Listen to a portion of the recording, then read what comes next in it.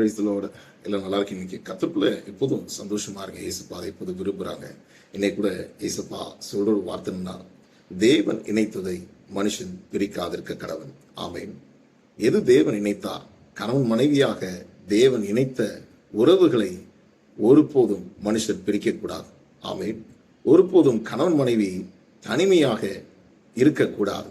ஒருவருக்கொருவர் இணைந்துதான் இருக்க வேண்டும் என்று சொல்லி வேதம் ஆலோசனை சொல்லுகிறது. ஆமென்.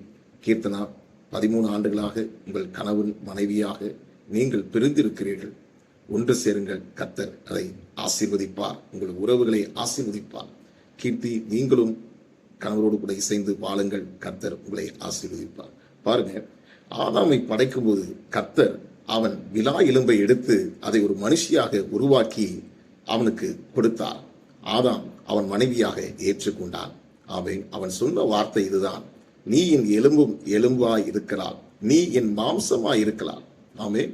நாம் இருவரும் 2 பேர் அல்ல, இருவரும் ஒரே மாம்சமாய் இருக்கிறோம். ஆமென்.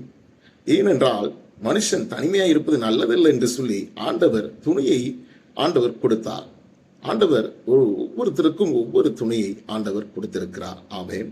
அதுதான் ஆண்டவர் குடும்பமாக நம்மளை வைக்கும் போது அந்த குடும்பத்தை விட்டு நாம் பிரிந்து போகக்கூடாது. ஆமென். கணவன் மனைவியாக இந்த உலகத்தில் நாம் இணைந்து வாழும்போது கர்த்தர் நிச்சயமாக நம்ம குடும்பங்களை ஆசீர்வதிப்பார், விருத்தி அடைய செய்வார், பல நன்மைகளை ஆண்டவர் தருவார். அதனால இணைந்து வாழ்வோம், ராஜ்யத்தை கட்டுவோம். ஏசப்பா ஆசீர்வதிக்கிறார். உங்கள் குடும்பம் ஆசீர்வதிக்கப்படட்டும். கர்த்தர் உங்களை ஆசீர்வதிப்பாராக. God bless you.